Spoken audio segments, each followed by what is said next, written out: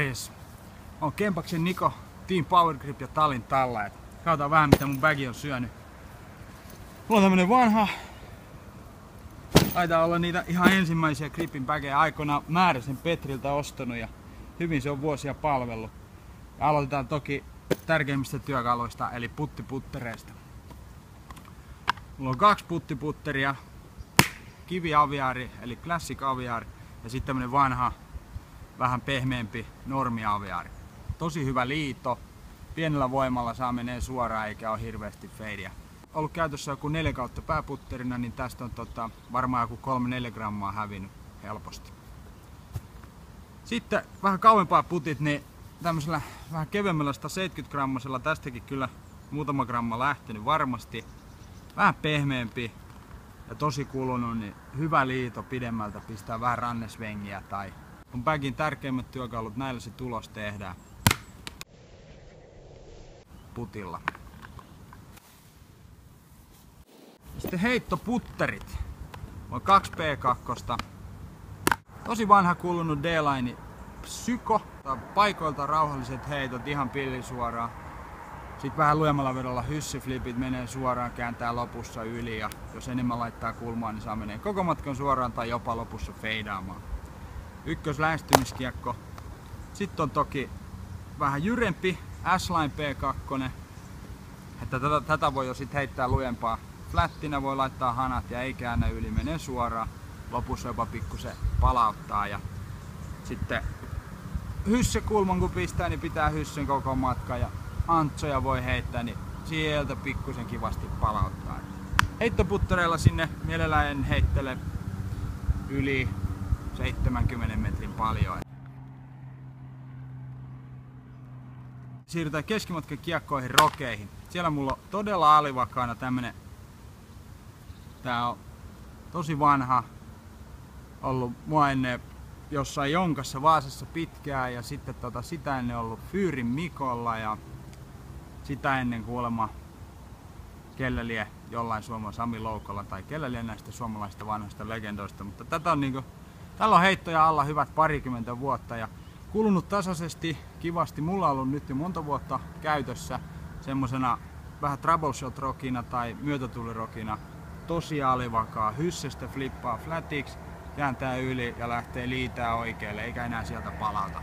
Sitten pienemmällä teholla voi heittää ihan suoria, jopa vähän feidaavia, jotain korkeita putaavia lehtiä ja kaikkea mahdollista. Sitten suorana rokina, varsinkin näin kesäkeleillä, tämmönen oikein kova vanha 10-kertainen KC-roki. Aivan pillisuora. Tää on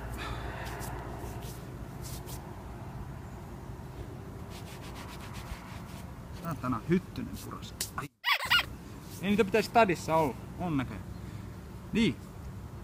Suorana rokina tämmönen vanha kulunut, sopivasti kulunut 10-kertainen KC Pro Roki.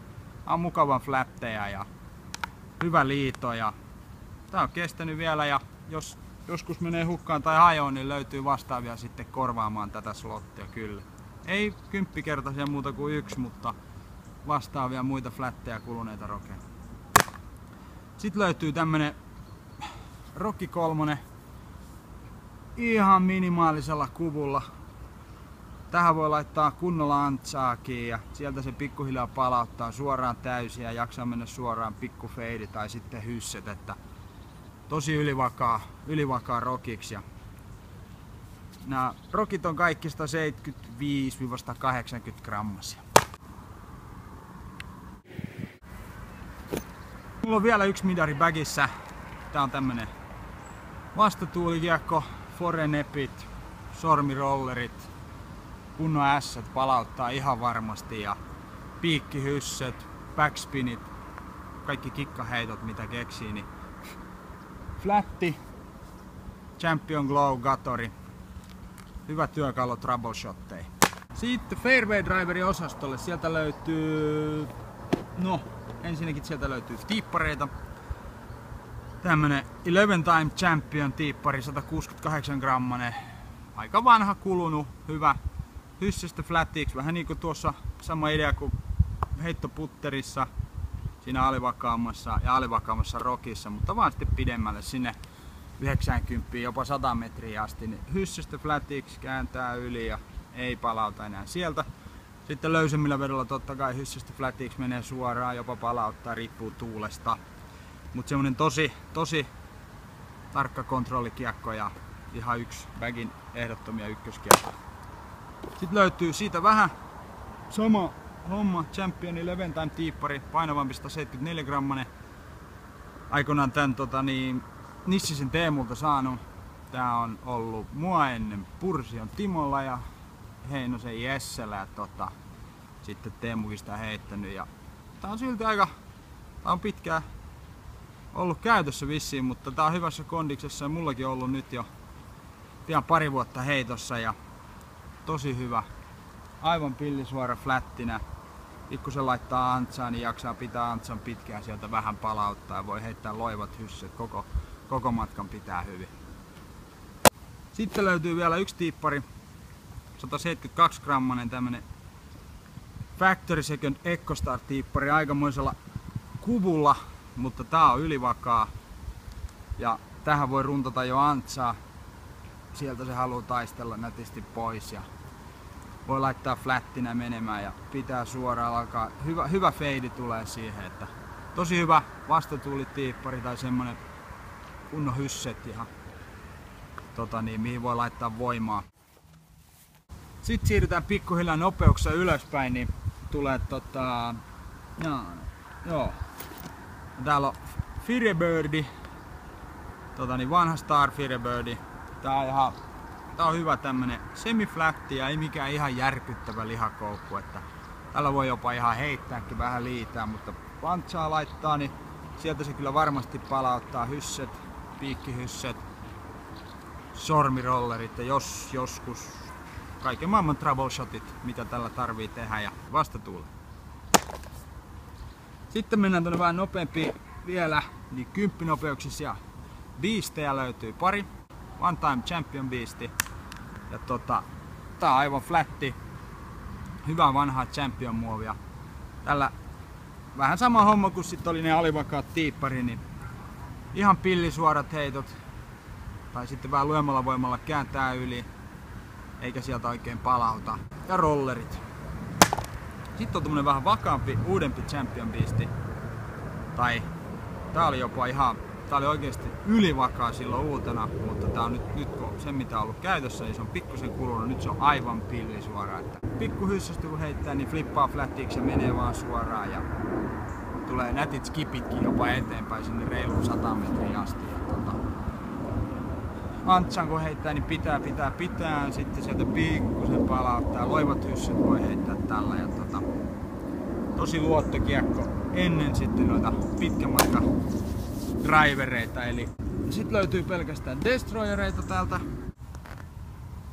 Vanha Pre-Avery Destroyer, joskus tän Iso-Markku Nilsiltä saanut ja tää oli jo sillä hyvin mukavasti sisään ajettu ja nyt tää on mulle sellainen hyssystä flatiksi menee, kääntää vähän yli, pikkusen sieltä jopa ehkä palauttaa ja takatuuleen sitten totta kai palauttaa enemmän. Ja sitten tällä jopa pitkät rollerit. Sen kun saa tulemaan hyvässä kulmassa alas, niin se menee nätisti sen 130 jopa 140 metriä aivan suoraan. Riippuu tietysti minkälaiset nurtsit on. Distance dessu mulla. SDS Bottom Star Destroyeri. Hyvä pop-toppi. Tää oli uutena tosi jyrä. Tää on täyspainoinen. Mut nyt tää on ollut niin monta vuotta käytössä, niin tästä on kulunut semmonen mahtava suora. Ei päästä hirveästi yli. Ja sitten lopuksi tulee aina varmasti palauttaa. Sitten oli vielä tollanen vähän uudempi kolmirivinen Avery 171 grammanen Star Destroyeri. Tää on semmonen mukava liito, tässä on hyvä kupu. Hyvä pop-toppi. Tällä voi painaa hyssestä, flippaa flatiksi, kääntää vähän yli ja sitten mennään. Liitää mulle sinne 120, 125, 130 jopa ja varma feidi päälle. Luottodessu.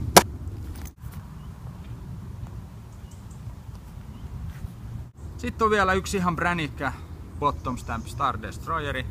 Se on tosi täyspainoinen.